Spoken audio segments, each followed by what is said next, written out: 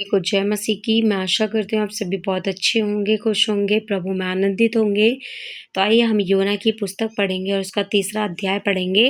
परमेश्वर का वचन ऐसा कहता है कि तब यहोवा का यह वचन दूसरी बार योना के पास पहुंचा कि उठकर के उस बड़े नगर निनवे को जा और जो बात मैं तुझसे कहूँगा उसका उसमें प्रचार कर। हालेलुया।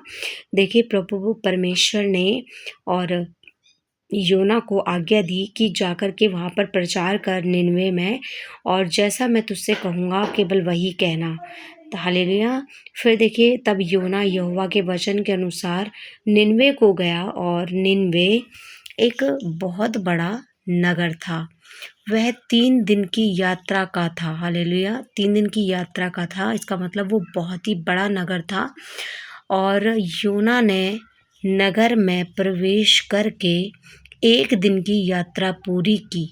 उसने केवल 1 दिन की यात्रा पूरी की और यह प्रचार करता गया कि अब से 40 दिन के बीतने पर निनवे उलट दिया जाएगा।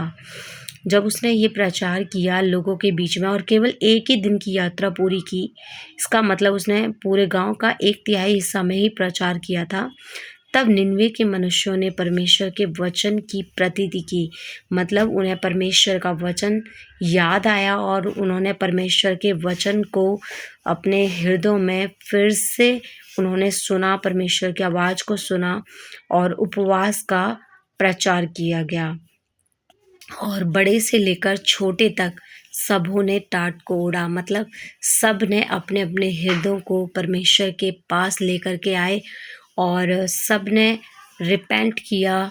और लिखा है कि तब ये समाचार निनवे के राजा के कान में पहुंचा और उसने सिंहासन पर से उठ अपने राजकीय वस्त्र उतार कर टाट ओढ़ लिया और राख पर बैठ गया।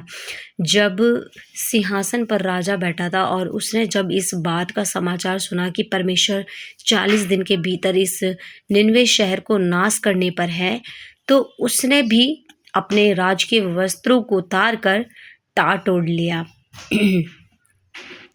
फिर और राख पर बैठ गया। तो राजा ने प्रधानों से सम्मति लेकर निनवे में इस आज्ञा का ढिंढोरा पिटवाया, क्या ही मनुष्य, क्या गाय, क्या बैल, क्या भेड़ बकरी या अन्य पशु कोई भी कुछ भी ना खाए, वे ना खाएं और ना पानी पिएं। मनुष्य और पशु दोनों टाट ओढ़े और वे परमेश्वर की दुहाई चिल्ला चिल्ला कर दें और अपने कुमार्ग से फिरें और उस उपद्रव से जो वे करते हैं पश्चाताप करें। हालेलुया।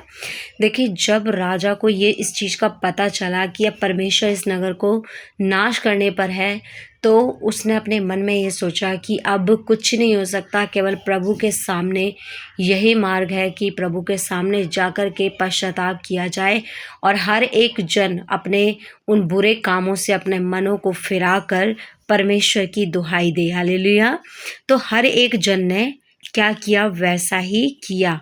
संभव है परमेश्वर दया करे, ऐसा राजा ने कहा कि संभव है परमेश्वर दया करे और अपनी इच्छा बदल दे और उसका भड़का हुआ कोप शांत हो जाए और हम नष्ट होने से बच जाए। क्योंकि ये राजा का विश्वास था कि उसे पता था कि परमेश्वर प्रेम करने वाले परमेश्वर है और दयावंत परमेश्वर है। अगर हम परमेश्वर की दुहाई देंगे तो वो हमारी ज़रूर सुनेगा। और जैसे कि इज़राइलियों की भी बार बार दुहाई देने पर परमेश्वर ने उनकी सुनी, वैसे ही परमेश्वर का वचन भी यहाँ पर इसी तरीके से हमें समझा रहा है कि राजा ने भी यही बात अपने मन में सोची।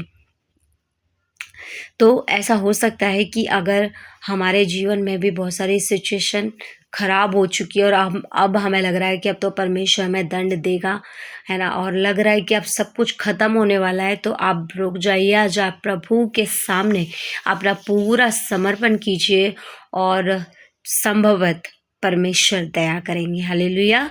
और अपनी इच्छा परमेश्वर बदल देते हैं और अपने इच्छा के अनुसार परमेश्वर आपके लिए जो योजना बनाते हैं वो हानि की कभी नहीं बनाते, परंतु परमेश्वर हमेशा लाभ ही चाहते हैं।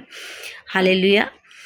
तो लिखा है जब परमेश्वर ने उनके कामों को देखा, क्योंकि हमारा परमेश्वर प्रेम करने वाला परमेश्वर है, और जब परमेश्वर ने उनके कामों को देखा कि हर एक जन चिल्ला चिल्ला कर मेरी दुहाई दे रहा है और अपने कुमार्गों से फिर रहा है और अपने मन से दुहाई दे रहा है, उन्होंने अपने हृदय में पश्चाताप किया है, तो परमेश्वर ने अपनी इच्छा को बदल दिया। बोले हालेलुया। और उनकी जो हानि करने की ठानी थी उनको उसने ना किया। हालेलुया। क्योंकि परमेश्वर तो हानि करने वाले नहीं थे, लेकिन परमेश्वर जो चाहते थे वो मेन यही था कि वो अपने बुरे कामों से अपने मनों को फिराएं। हालेलुया।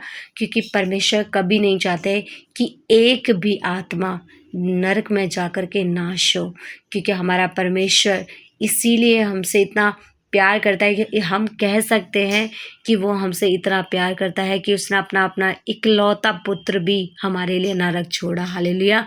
उसे भी हमारे लिए ही दे दिया। तो मैं आशा करती हूँ कि इन वचनों के द्वारा परमेश्वर ने आपसे बात की होगी। सभी को जय मसीह की। धन्यवाद।